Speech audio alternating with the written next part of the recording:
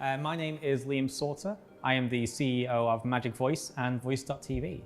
So my background is actually in game development. So I started out creating projects at game jams and hackathons.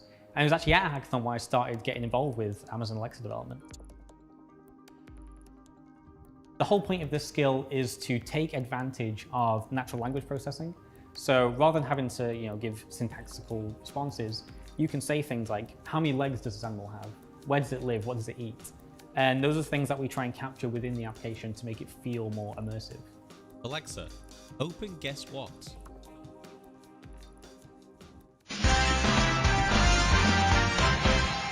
Welcome back to Guess What? It's great to see you again. You can ask me for the rules, tell me the category you'd like to play, or ask for a list of categories. Animals. Great choice. My assistant Alexa will take it from here. Okay, animals category it is. I have selected a random box for you. Ask me questions about what might be inside. How many legs does it have? It has 4 legs. You have 4 questions left. What does it eat?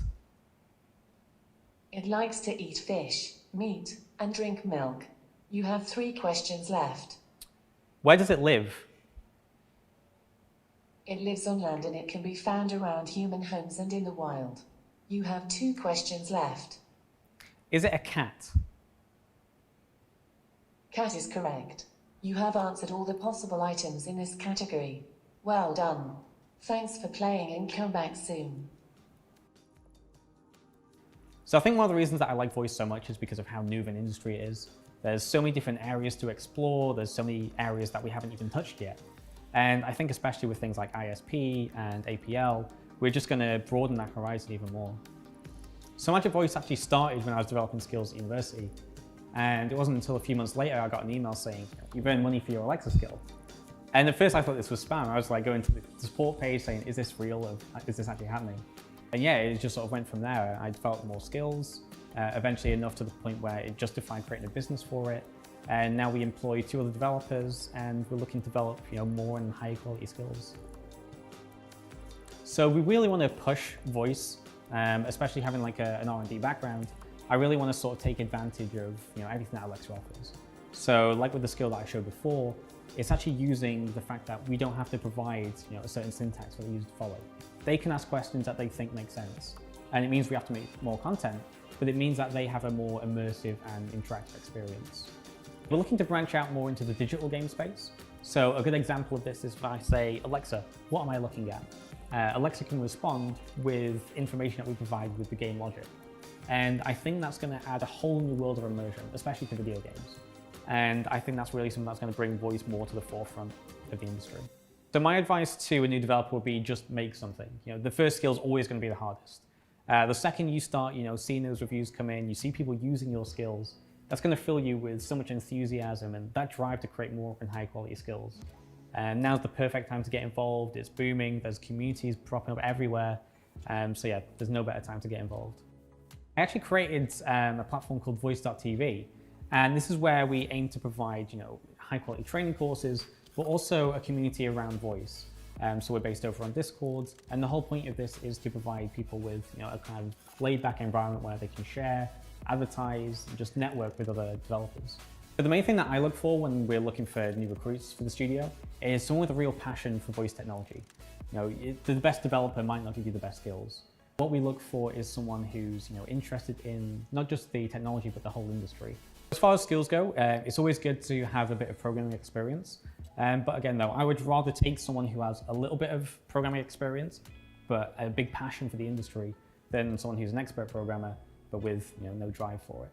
If you want to create your own studio, just start creating skills. Don't worry about the quantity, just focus on the quality. The higher quality skills you have, you're going to retain more users, and they're going to keep coming back. And then you can start implementing things like in-skill purchasing, integrating APL, all these things that give more value to your users. The mistake that I make and a lot of other developers make is not reading reviews. And reviews are what's going to make your skill the best skill it can be. You always want to unlock the full potential of that skill by taking in as much feedback as you can. And the more feedback you take, the more people you're going to please, and the higher retention you're going to see from that. When we develop these skills, we think, how can we best utilize the natural language processing of Alexa? we try and think, what's the user going to ask Alexa? What do they want from the experience? We want the user to explore this skill and think of their own questions. You know, I like the idea of this family coming together and thinking of all these different questions they can ask Alexa, and at which point, you know, they discover more of the skill, and it's a more enjoyable, interactive experience. One of the beautiful things about voice, you know, there is no right way of doing things. So the more people's ideas that you get, is more that you can work with, right? So if I have one of my engineers come to me and say, you know, I've got this great idea for an app, I'm like, okay, sure, let's explore that. And you know, the more that you offer as an incentive to your employees, you know, the more involved they're going to get in your company and more involved in the industry. So when it comes to prototyping skills, it's important that it's intuitive, right? It needs to be fun. It needs to be something that people want to play and come back to. So we test it with people who don't use voice, people who do use voice, and then you're going to get more opinions on it. You're going to get more feedback for you to work with. And again, make your skill the best skill it can be. I think in-skill purchasing is really going to shift the mindset of a lot of skill developers. So it's going to result in higher quality content, more content for people to enjoy. And especially if people are enjoying your skill and the retention's high enough, then you should see great opportunities to grow and expand your business. It's really going to help businesses be more sustainable. You know, it's more predictable income. It's more things that they can do to start hiring, you know, more content writers, more developers. And all these things are going to help these studios expand and start creating more and high quality skills. So I'd say before you go out and start implementing ISP, look at how it can add value to your skill. You know, what type of ISP you're going to use? Is it going to be consumables? Is it going to be subscription? Every skill is going to have its own perfect fit. So if I have, you know, something where I'm going to regularly refresh the content, then maybe subscription based. If it's something like where we have categories with, you know, a wide array of content that's always going to be there, I think one of the perfect use cases for this is one-time purchases. So we can create additional expansion packs which unlock new categories for the user. So if people enjoy the skill and people, you know, are regularly coming back to it, they can be like, okay, I want to buy more content for the skill.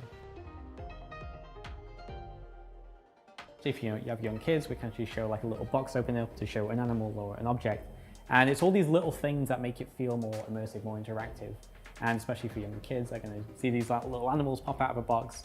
And I think that's going to be a great experience for them and memorable as well. I think I first felt success with Alexa when I started getting emails from Amazon saying, you know, you've earned money from your Alexa skill, which especially as a new developer, I think is a really cool experience to actually see a monetary value from your work. And since then, I just sort of doubled down, started creating more skills, higher quality skills. Eventually got asked to join the Alexa Champions program, which was great. I got to meet people from Amazon, really talented developers, and even got asked to help write the AWS exam for Alexa. So one of the things that I'm really excited about as Alexa is the move to digital games. And this is where we take advantage of the fact that Alexa has that NLP, the natural language processing, that we can then implement using, you know, game software. So we can say, Alexa, what am I looking at? And use game logic to derive the response from that. And I think all these things are going to culminate in incredibly high quality games coming to all platforms. So a few things that every developer can go and do right now to their skills is a few things just to make it a little bit more high quality. That's managing state, knowing when people are coming back to your skill. So if they're coming back for the second time, say, oh, welcome back. Or if they've been there 100 times, say, wow, you really like this skill. You know, all these things that make it feel more personal to the user, even things like voice acting or sound effects or SSML, all these different things that make it feel as a more impactful experience on the user.